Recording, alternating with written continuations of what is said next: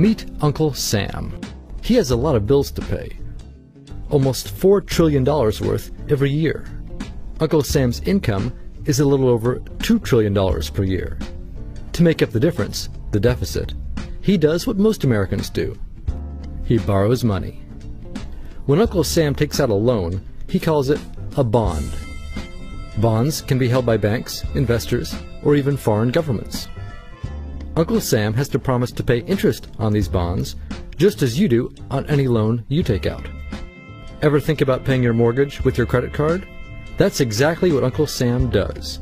He takes out new loans, new bonds, so that he can make payments on the old ones. All those loans, and especially all that interest, adds up. Right now, Uncle Sam owes about $14 trillion. To put that in perspective, $14 trillion is about the same as the national GDP, the total value of all the goods and services produced by the American economy in an entire year.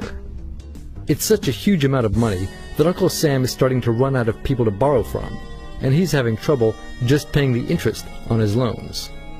The obvious solution would be to either cut spending or increase taxes.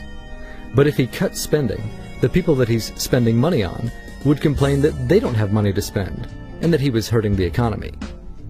If he tried to raise taxes enough to close this gap, not only would people definitely have less money to spend, he'd probably have riots on his hands. So Uncle Sam chooses the easy way to make money. Just make it. He calls up the Federal Reserve, which is our central bank, and, like magic, dollars are created and deposited in banks all around America.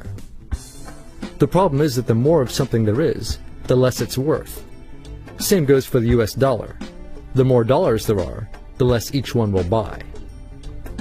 That's why commodities like gasoline, food, and gold become more expensive when Uncle Sam does his money-making magic. The commodities aren't really worth more.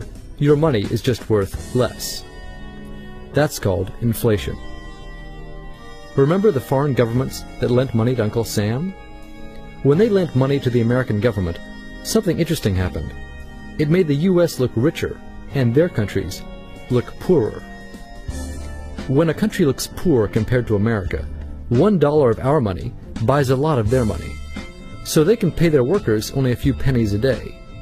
With such low labor costs, they can sell their products in America for lower prices than any American manufacturer can.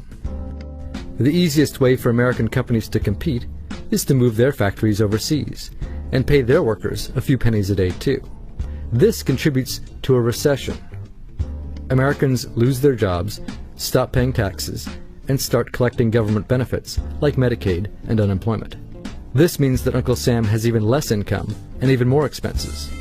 At the same time, the people who still have jobs are desperate to keep them, so they tend to do more work but not to get paid anymore.